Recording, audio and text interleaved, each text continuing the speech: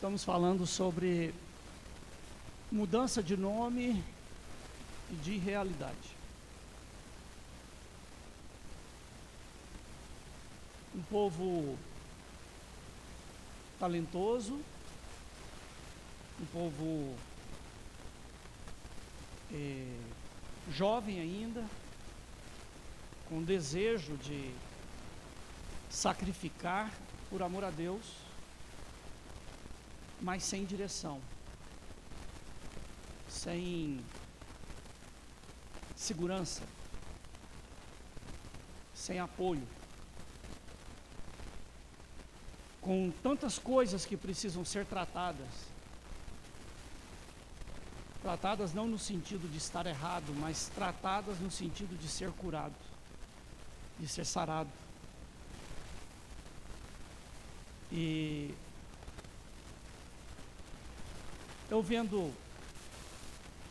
falei, a nossa igreja às vezes ela tem um excesso de acomodação pela questão da proteção que se tem, mas é doído de ver pessoas tão expostas daquele jeito, muito expostas, muito fragilizadas. Se houver um ataque como houve esse agora e Deus não intervir, não mandar alguém para intervir, provavelmente essa semana a igreja fechava. O abatimento que veio sobre eles e o tipo de violência moral e verbal que atacaram, denegrindo a igreja por causa de uma pessoa dentro da igreja, que contrariado em uma situação, criou e denegriu todo o grupo de uma forma tão violenta, tão perigosa, tanto em rede social, como na cidade, como que eles não tinham ânimo para continuar, sem ninguém ter cometido um erro, mas a situação estava gerando um abatimento, uma vergonha, um constrangimento, uma dispersão que provavelmente se perderiam. Mas aí estão os cuidados de Deus, né? Quando Deus, Ele entende o coração das pessoas e Ele manda alguém, né? Manda até um selvagem como eu, não é, Fabrício? Nós estamos tratando sobre mudança de nome. E hoje eu quero falar com você sobre compreendendo as forças e fraquezas que regem seu nome. Hoje eu não quero falar sobre as construções existenciais na sua roda da vida,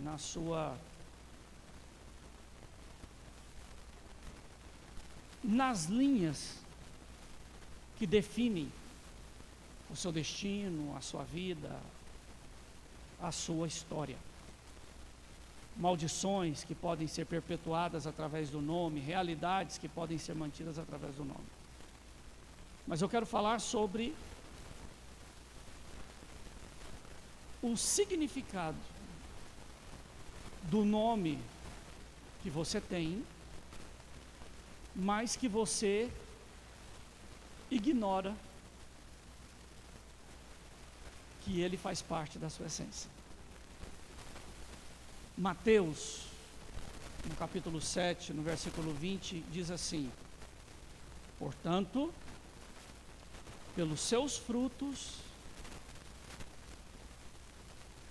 os conhecereis.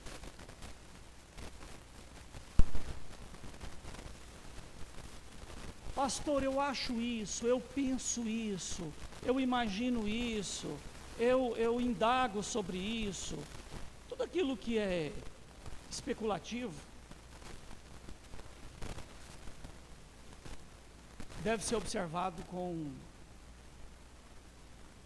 muita atenção. Cuidado em formar opinião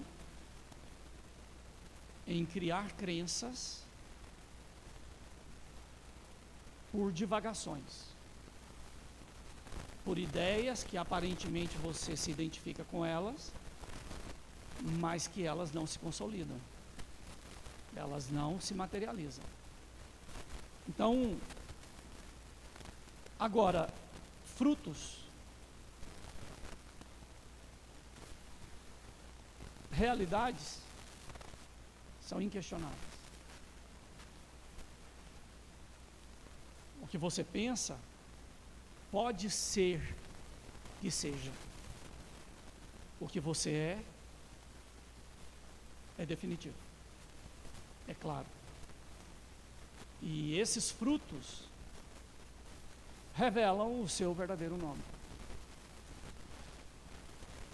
Nada é mais perigoso que uma pessoa que ignora as próprias emanações, que desconhece suas próprias incongruências e que não se responsabiliza pelas consequências de seus comportamentos e pelas escolhas que faz.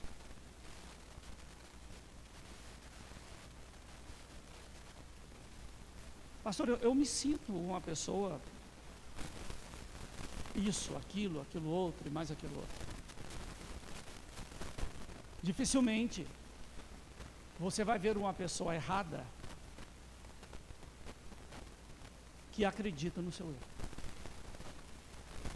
Dificilmente você vai ver alguém caminhando por um caminho de destruição convicto. Ele está convicto que o caminho que ele está trilhando é o bom, é o certo. E via de regra essas pessoas são incapazes de perceber a injustiça que está praticando, o erro que está seguindo, a falha que está vivendo, porque não conseguem enxergar as coisas como elas são. E isso é muito perigoso, porque a maioria das pessoas vivem assim, com traves nos olhos, tentando tirar cisco do olho dos outros. Há um casqueiro dentro do olho da pessoa, e ela está lá tentando encontrar um grão de areia no olho do outro. Quando Jesus fala isso, e ele coloca de forma coletiva, atemporal, de uma forma universal, ele não está falando, Jéssica, da possibilidade de você estar errado em muitas coisas. Ele está afirmando que você está. Isso não quer dizer que você tenha prazer nisso ou que tenha consciência. Mas há coisas que pela falta de informação correta, pela falta do conhecimento, pela falta da vivência, da experiência, nós nos munimos de uma verdade que quando a realidade chega, ela não se sustenta. Ela não se sustenta. Então, julgar os outros, o juízo temerário é uma coisa muito complicada. Falar do que você não gosta em alguém, sendo que aquilo que de alguma forma é um espelho do que você é, sem entender as histórias que estão por trás. Em uma situação lá, uma pessoa, e a conduta, o passado, a forma, e as pessoas, assim, muita brincadeira, a pessoa está conseguindo se superar muito bem. Aí eu falei, não, eu quero conhecer a história dessa pessoa. Por quê? Os comportamentos que teve, as escolhas que teve, como que chegou nisso tudo? Aí quando você vai olhar de como foi a concepção da pessoa, como ele nasceu, como ele foi criado, as afirmações que foi exposta, o tipo de surras, pastor Lucas, que a vida deu,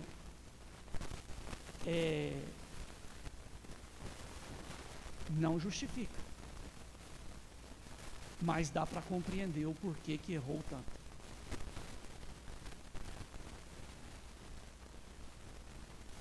A partir daquele momento eu consigo fazer um juízo, mas apenas pela crítica dos demais que estavam ao redor, eu não podia, porque é fácil demais nós minimizarmos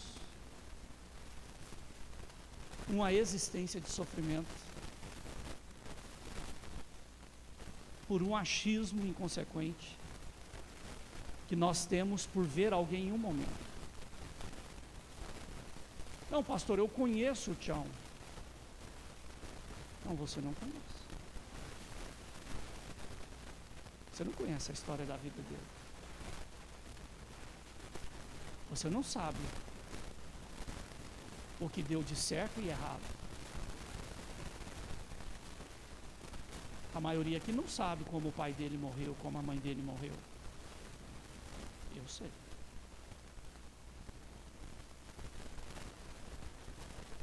Já te perguntei essas coisas, Tião? Mas por que eu sei? Porque eu me importo. Porque eu observo. Mas eu já intrometi na sua vida?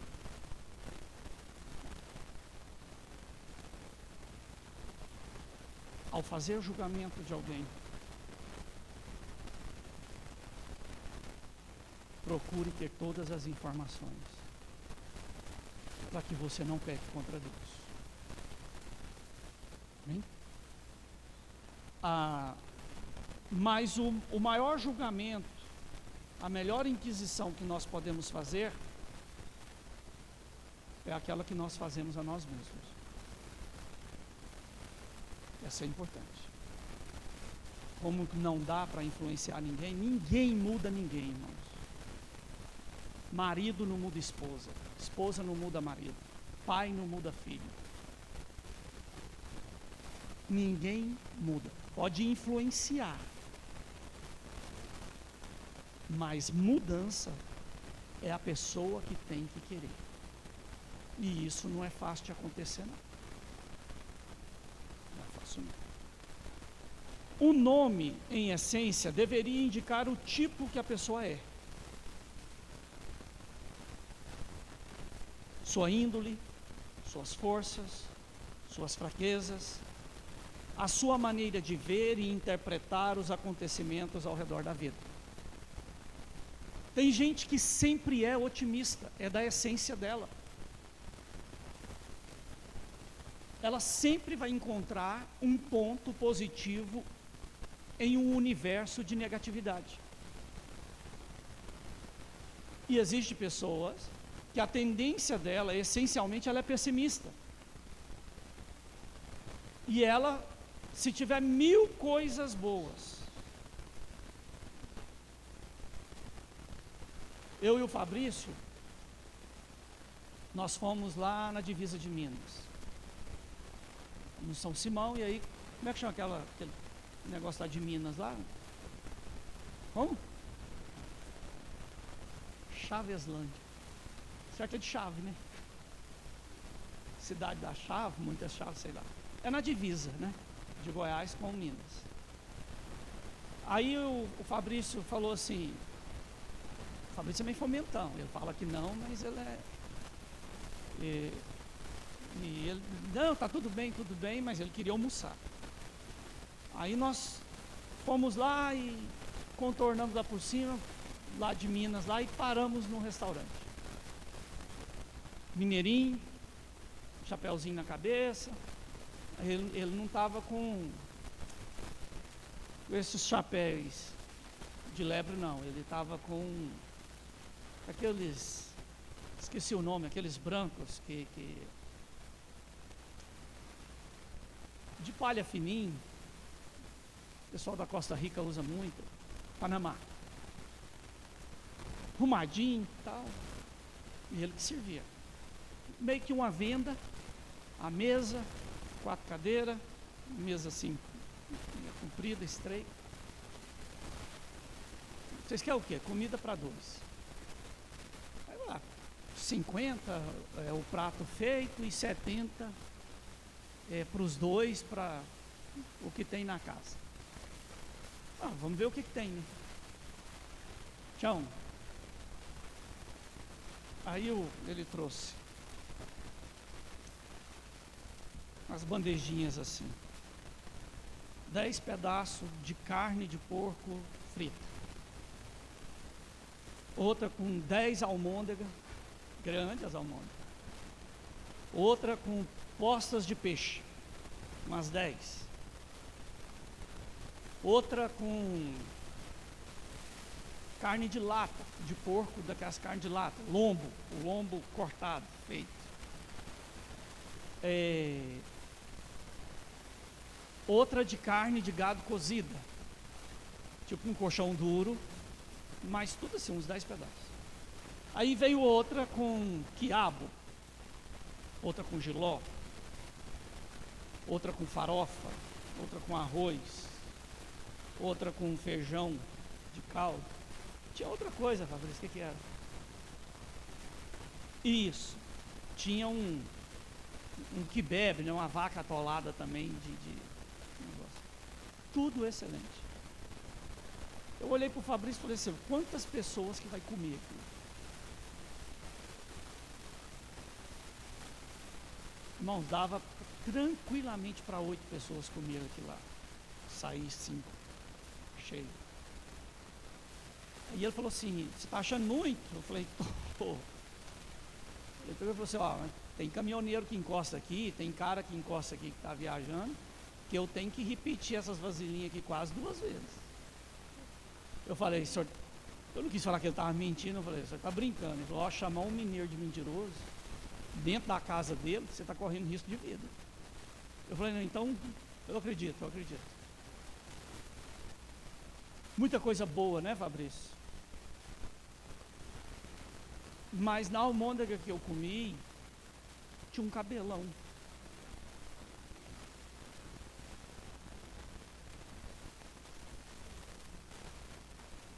Eu acho que era o cabelo de uma véia, porque estava meio branco, estava meio... Sabe o que eu fiz, Eda? Peguei aquilo caladinho, nem o Fabrício viu. Tanta coisa boa daquela, eu desmerecer tudo aquilo, criar uma confusão, desmerecer o zelo, o cuidado que teve, por causa de um cabelo.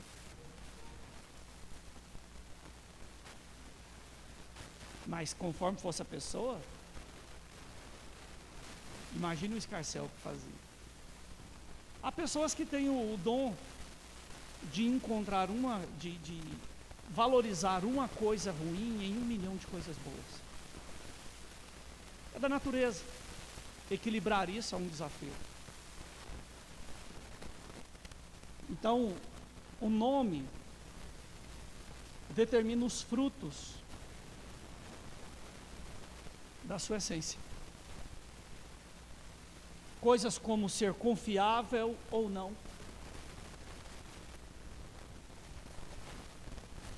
Não, nós podemos confiar nessa pessoa. Não, nós não podemos confiar nessa pessoa.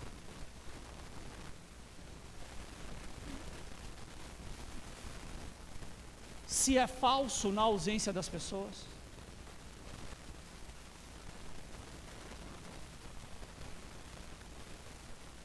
Eu te provoco, eu te avacalho, eu falo horrores para você se for preciso. Mas na sua ausência, ninguém toca em ninguém da igreja para denegrir.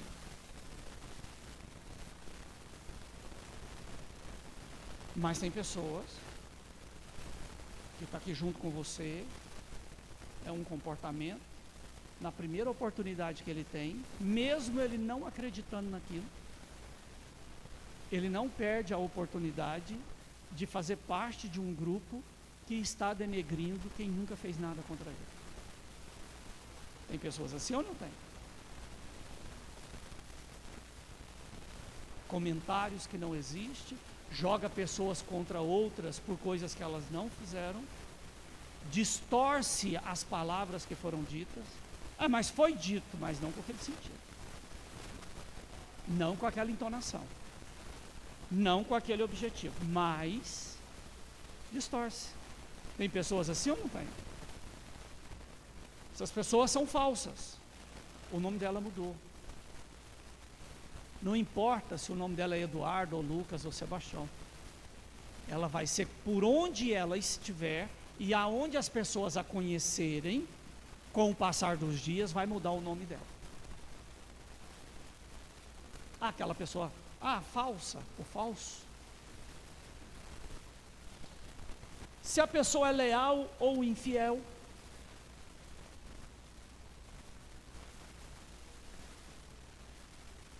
se tem firmeza moral ou se corrompe com facilidade,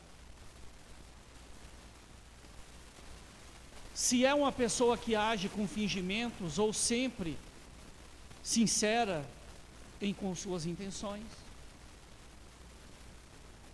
Tem pessoa, crente, se ele estiver interessado em algo que você tem, ou que ele precisa de você, ele te trata de um jeito. A hora que ele não precisa de você mais, ou que ele não tem interesse, ele te trata de uma forma totalmente diferente. Não é assim? Essa pessoa é uma pessoa lisonjeira, é uma pessoa falsa. Mas fale para ela que ela é isso. Ela não aceita. Ela não concorda. Se você é uma pessoa altruísta, ou se está sempre em busca do próprio interesse. Eu sou um homem de Deus. Dediquei a minha vida às coisas de Deus, não aos meus caprichos, não às minhas vontades. Eu acho que é, pastor. Você pode achar o que quiser. Em algum momento, Fabrício, você me viu agir em benefício próprio?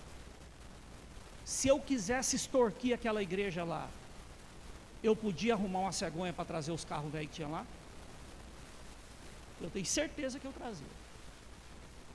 Pegar uma cegonha dessa que está passando por aqui, tem um saveiro velho lá que eu vi, tem uns Jack, né? Porque muito tempo eu não via uma perua da Jack lá, todo tipo de carro novo, carro bom. O jeito que as pessoas ficaram, a forma, Aline, que eles responderam ao seminário foi tão forte que eu não aceitei colher ofertas. Falei, não. Escrevam o que vocês querem, aquilo que vocês estão em rotina, né? O que você precisa, o que vocês querem, coloque data, ore ao Senhor, prepare a sua oferta com calma e depois, se você quiser, você envia. Hoje não, porque do jeito que estava, Letícia, tinha gente lá que ia fazer loucura por emoção e não por consciência. Eu falei, digere. Humanamente falando, o que eu ganhei com essa viagem, Fabrício? Perdi 3 dias das minhas obrigações, das minhas rotinas. Mas como o senhor se sente, pastor? Feliz, realizado, em paz. Não queria estar em outro lugar, não queria estar fazendo outra coisa. Porque servir o meu Deus, não importa aonde Ele me mandar, é a coisa mais importante para a minha vida. Em meio a toda a selvageria e brutalidade, né, Fabrício? Quem não me conhece, a forma que vocês me tratam, né? Que vocês me retratam, mas deva de ter algum sentido, né, Letícia? Porque senão todo mundo não falava a mesma coisa. Se você é uma pessoa provedora ou perdulária, No dia a dia, como você é identificada, Jéssica? Pelos seus colegas, pelas pessoas abaixo de você, as acima de você. Já parou para pensar em como você é vista? Como que eles te veem? Nossa, é uma mulher de fibra, uma mulher, essa é a Luluzinha. Olha a Barbie.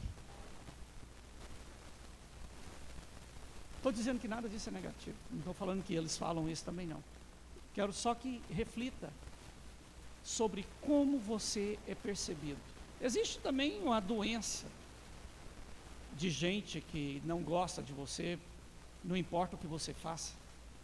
Você pode pegar um braço e dar para ela. Você fala, não, tem uma cicatriz aí, ó, nojo.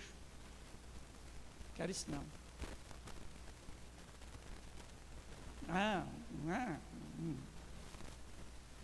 Você dá o coração para ela e fala assim, depois que eu peguei o coração dessa pessoa, tem hora que me dá um ranço do coração.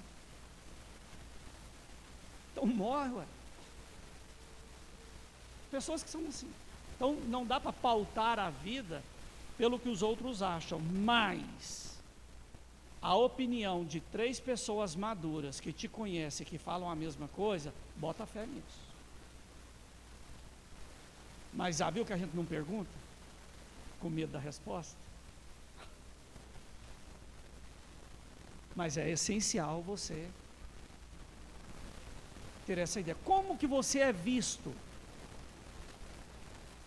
Como que você é vista?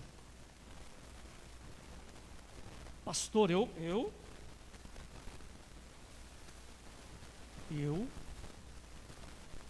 sou o máximo. Será?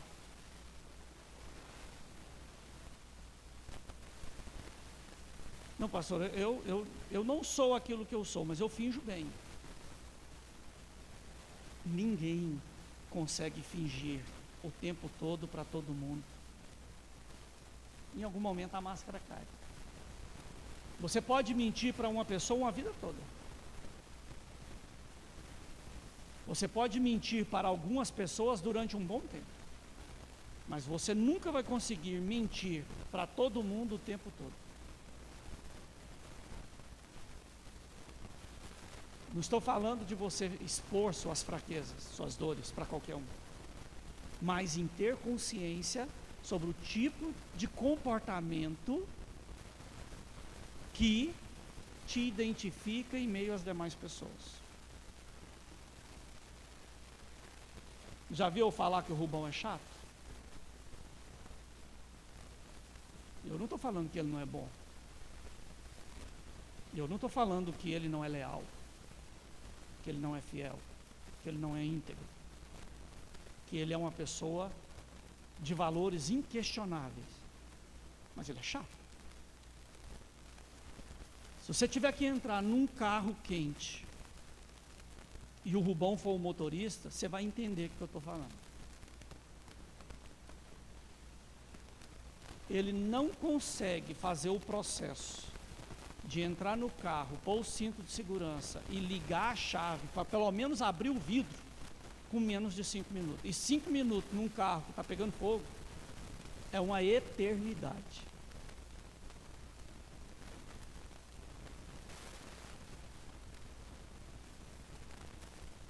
Desse modo, o nome das pessoas mudam e elas passam a serem reconhecidas por suas reais características e não mais pelo próprio nome. A pessoa passa a ser conhecida como fantasiosa, mentirosa,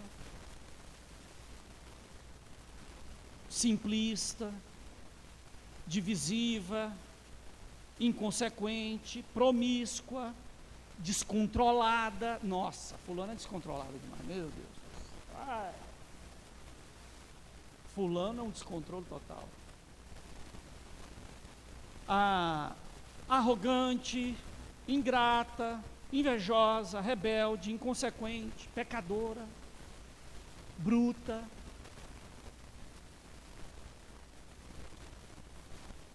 Grosseira.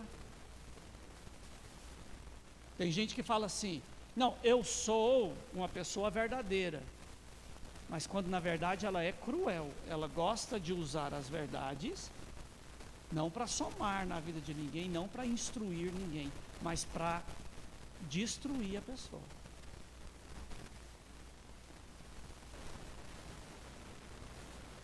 Esse tipo de verdade, a Bíblia chama ela de acusação. E a Bíblia diz que existe apenas um acusador. E quem entra por esse caminho, todos se tornam filhos dele. O diabo. Quando uma prática comportamental negativa se incorpora à nossa identidade, fica impossível desassociar o comportamento daquilo que você realmente se tornou. Se torna parte de você. Você não vê que você fez ou que está fazendo.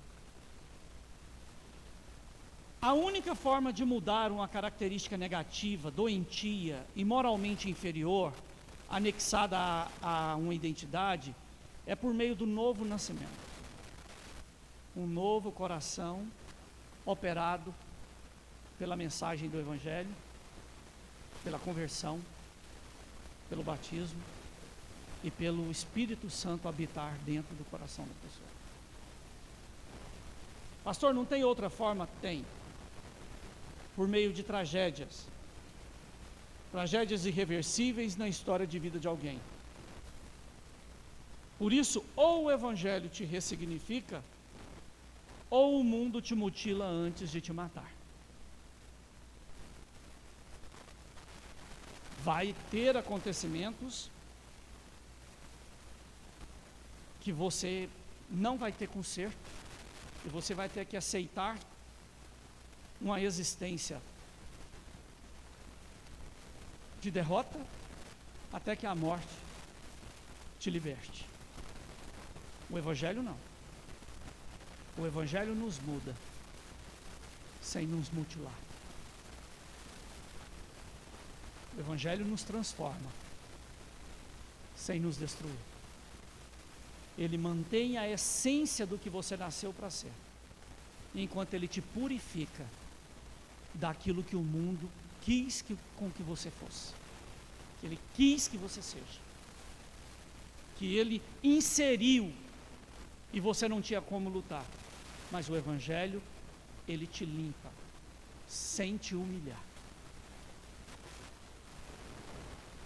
O Evangelho dignifica qualquer homem, qualquer mulher. Por isso, a igreja é tão importante no processo de mudança de essência e da personalidade de uma pessoa.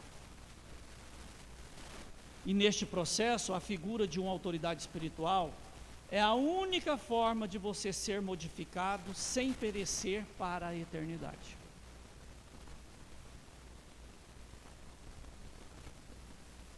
Agora vos rogamos, irmãos, que aceiteis com apreço os que trabalham entre vós e os que vos presidem no Senhor e vos admoestam.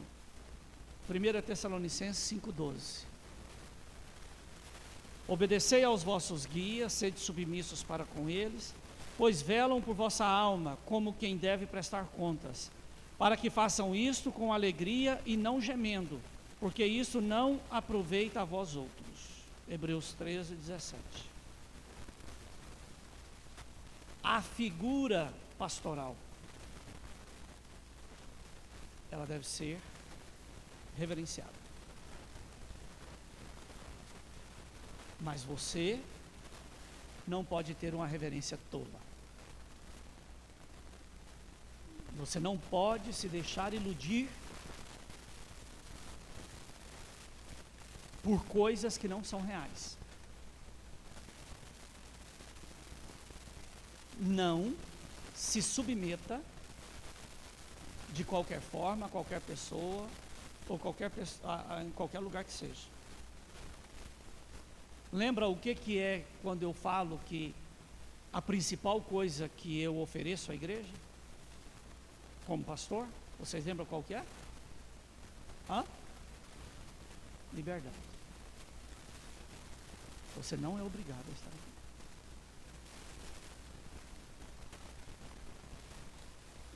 saia sem prejudicar a igreja. Não toque na igreja, porque senão o meu zelo vai virar fúria sobre você. Mas manipular, prender, criar prisões emocionais, isso não acontece. Acontece? Acontece, Aline? Mas tenha consciência de onde você se submete. Pastor, eu posso servir a Deus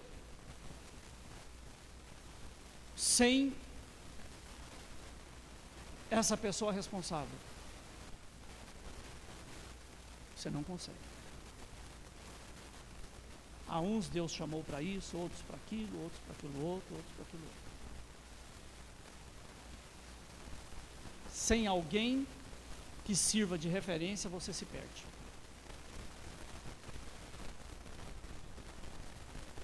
O que é uma autoridade ministerial? Uma autoridade é uma pessoa que lhe foi concedido o poder de ação. Um juiz tem autoridade para julgar. A polícia é revestida de autoridade para prender e para usar força letal para manter a ordem pública. Um advogado é revestido de autoridade para defender uma pessoa em juízo. Um político tem autoridade para decidir sobre como investir o dinheiro de nossos impostos. A autoridade ministerial é uma autoridade revestida de poder divino, quando consagrada legitimamente e revestida de poder para tal.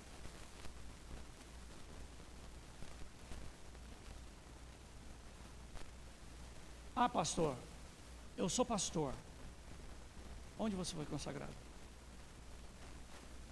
Não, Então, eu fazia parte da igreja lá e aí teve uns problemas e eu não concordava e aí uns irmãos entenderam que eu tinha um chamado e aí nós saímos e abrimos aqui e graças a Deus, Deus está abençoando e estamos caminhando.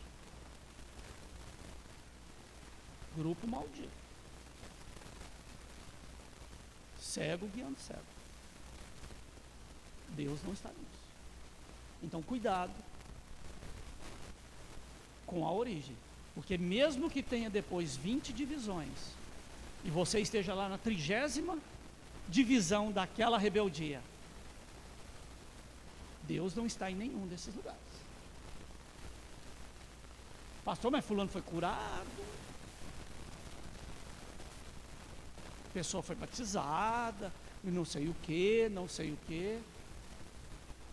Naquele dia, diz o Senhor, todos se apresentarão diante do Senhor e muitos dirão, mestre, em teu nome curamos enfermos, expulsamos demônios, anunciamos o evangelho da salvação. E então o Senhor lhes dirá, vocês lembram que o Senhor lhes dirá? Vai dizer a eles, afastai-vos de mim para o fogo eterno, porque eu não conheço nenhum de vocês. Pesado, não é, Juninho? Cuidado com aventuras. Cuidado com aquilo que te encanta, mas que não tem origem. Pastor, eu não tenho como saber a origem. Irmão, se Deus não aparecer para você, se numa visão inquestionável, ora, irmãos, até cansar, até Deus te responder sim ou não. Mas não se submeta a qualquer tipo de autoridade. Pode ser que aqui não seja o local ideal para você. Mas cuidado para que você não se coloque em uma situação que depois vai ser preciso te resgatar novamente.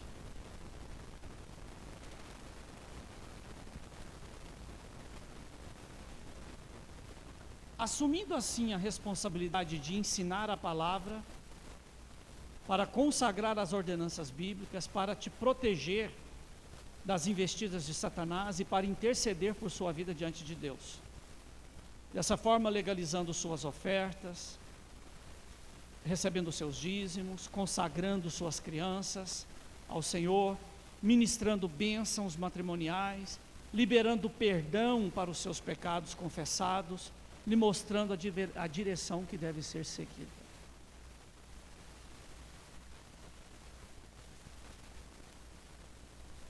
Pastor, eu sou uma bênção dentro da igreja, eu tenho muito carisma, eu tenho muito... eu sou uma pessoa assim que facilmente eu ganho a confiança das pessoas, ou eu estou num local que é assim, assado, não sei o que, não sei mais o que. Se preocupe com o conhecimento que essa pessoa tem da palavra de Deus. Se preocupe com a história dela. Ela foi provada? E foi aprovada? Quais que são os comportamentos? Quais são os frutos? Isso vai determinar muito na sua jornada.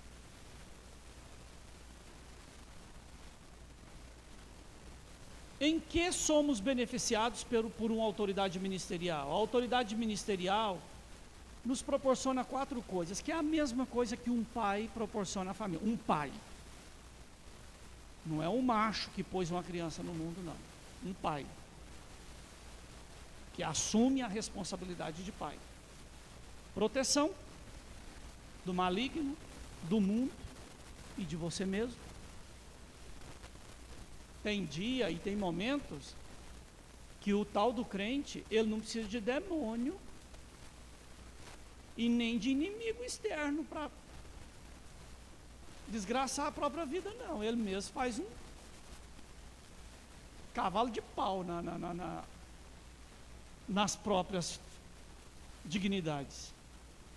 Uma autoridade ministerial vai trazer provisão, emana bênção material através da fidelidade e mordomia dos crentes que estão debaixo da sua responsabilidade. Cura, equilíbrio,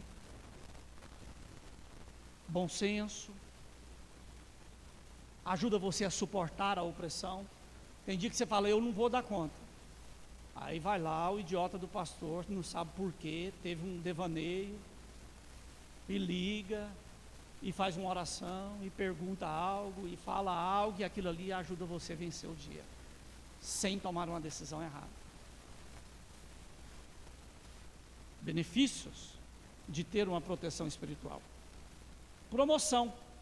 A autoridade ministerial pode lhe abrir portas que o homem não pode abrir. Ela pode criar uma nova realidade através tanto de um ato profético, como de uma intercessão, ministrar uma bênção diante de um voto, sacrifícios ou até mesmo uma oração.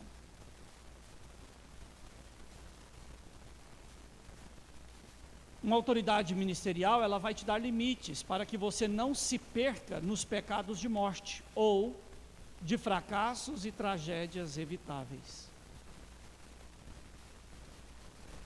O comportamento aqui de todo mundo que em alguns momentos pode ser feio, pode ser assim,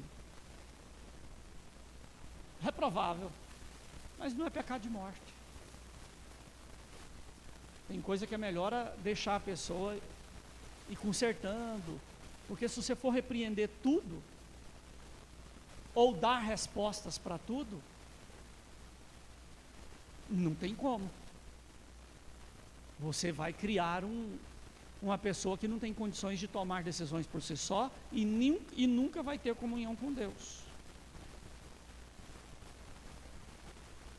Quando fazemos parte de uma igreja, devemos entender que existe uma unção específica para este ministério, uma missão diferente de outros. Ao sacerdote cabe receber a visão, vivê-la, transmiti-la e defendê-la. Em cada chamado divino tem uma autoridade revestida para realizá-la, e esta autoridade só pode ter efeito se o crente estiver alinhado em reconhecimento de autoridade, obediência e fiel a ela.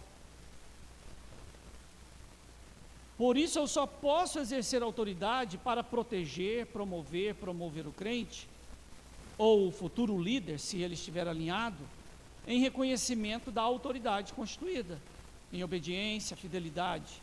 Da mesma forma, ele só pode ser agente de bênção na vida de outros crentes, se houver o mesmo reconhecimento, obediência, fidelidade, cada crente da igreja. Tem gente que é avacalhado. Vocês são horríveis, vocês são difíceis. Que é isso, pastor? Eu me sinto tão bem, tão bom. Você tem as suas loucuras. Mas é igual o filho. O filho vai criando uma idade, vai ficando meio bruto, meio esquisito, umas rebeldias, umas provocação, mas a hora que a coisa arrocha, ela está lá, ele está lá. Eu não vou, eu não faço, tal. Tá aquele escarcel tudo, aquela briga, aí a hora que chega lá na hora está lá. A igreja tem isso também. Tem uns cabeçudas que para poder chegar no lugar dá tanta volta. Mas paciência, é igreja, é filho. O único aqui dos mais velhos que tem o privilégio de escolher entre filhos é o Celino. Mas aí só tem uma. Mas agora já tem o bonitão do Vitor, que o Celino fica todo pindido, todo aí. Quando veio eu já vi ele querendo proteger o Vitor, da Ieda mais da Lina. Eu falei, ó, Vitão tá.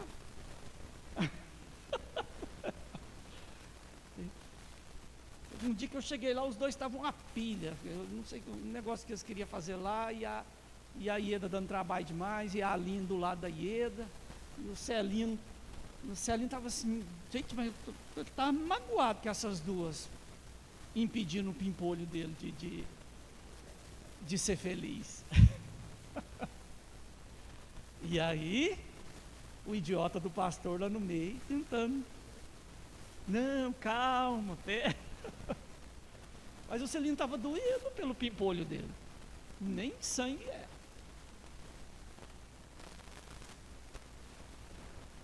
Mas existem diferenças, e diferenças de momentos complicados, difíceis, esquisitos, não faz uma família deixar de ser família. Quantas coisas que você já suportou na sua família?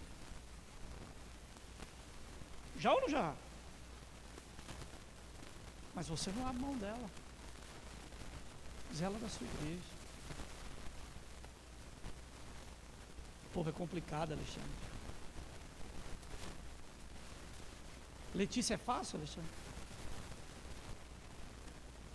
Você é marido, né? Já tem todos os motivos do mundo para ter raiva. Então, eu vou perguntar quem nunca vai ficar contra. A Letícia é fácil, Vera?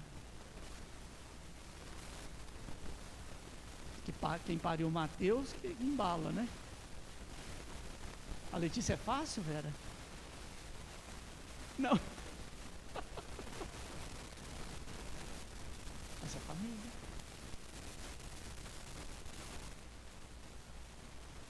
Você é a igreja. Zela da sua igreja. Amém?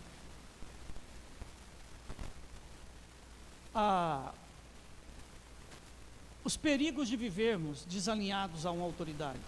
O perigo é que não podemos proteger, prover, promover. Quem anda buscando alimento e vida em uma unção diferente da autoridade que o protege, não vive de fato debaixo da autoridade e não se beneficia daquilo que busca em outros ministérios, em outras orações, em outras imposições de mão. Pastor, mas e se Deus quiser falar comigo? Eu não saí daqui e fui orar com outras pessoas que eu nunca vi, que eu não conhecia? Deus vai falar com você. E fora isso, pastor, Peça oração ao Celino. Você sabe tudo sobre o Celino, não tem nada escondido. Ah, pastor, eu não sei tudo, ainda bem, mas é uma pessoa que você vê aqui todos os dias. Peça oração às pessoas da igreja. Pastor, mas será? Acredite, Deus usa cada uma das pessoas que estão aqui. Deus usa você. Amém? Se você prefere a oração de um profeta alheio à igreja, é porque você está desalinhado. Se você está caminhando com alguém que não pode contar ao seu pastor, é porque você está desalinhado. Sou amigo de alguém, mas eu não posso falar para o meu pastor.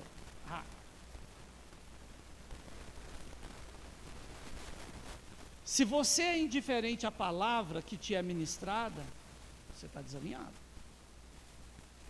Se você sente rancor, desaprovação contínua, você está competindo. E você vai denegrir quem pode te proteger. Se você se recusa a dar honra, você não vai receber honra.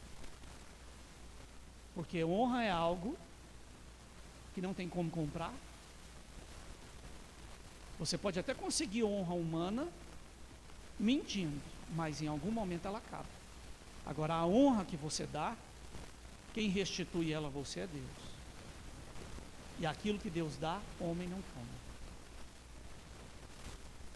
Entenda que não estando alinhado à autoridade que te protege, que te provê, você recusa-se a acreditar na missão que foi dada a ela. Consequentemente, se tornará desalinhado com Cristo, que é o cabeça da igreja, e também com Deus, de quem Cristo é filho. Pense nisso. Eu sei que você tem 1 milhão de virtudes. 1 milhão não. Umas 30. Ou menos. E essas virtudes aí, elas são muito importantes na sua vida. Mas entenda que uma única deficiência pode anular todas as outras virtudes.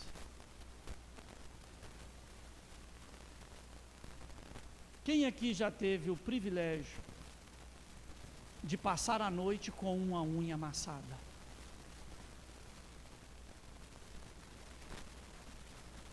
E ela fazia assim,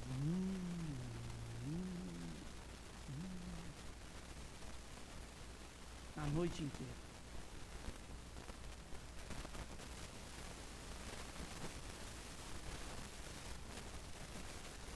Você vê como são 20 unhas. Só uma amassada dói até os dentes.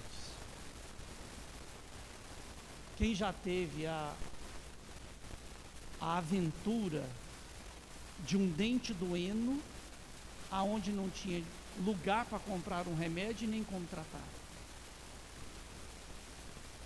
Quem já passou por isso? Tipo, você está num local que durante ali umas 10 horas, 20 horas, não tem como, não tem nenhum remédio, mas pode fazer tomar um chá de erva cidreira, uma água de barro, triste, não é? Parece que a vida inteira perde o sentido, perde a razão. Chegou uma hora, nossa Deus, podia morrer, podia melhorar essa dor. Esse nome que te identifica de uma forma negativa, tem esse poder de fazer isso com você. Não seja isso. Peça ao Espírito Santo. Pastor, eu sou obrigado a ter defeito? Não. Porque isso já é natural, brota. Qual é?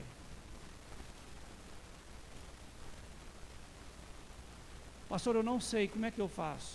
Pergunta às pessoas mais próximas a você. Se você aguentar a resposta, elas vão te dizer. Vamos ficar de pé.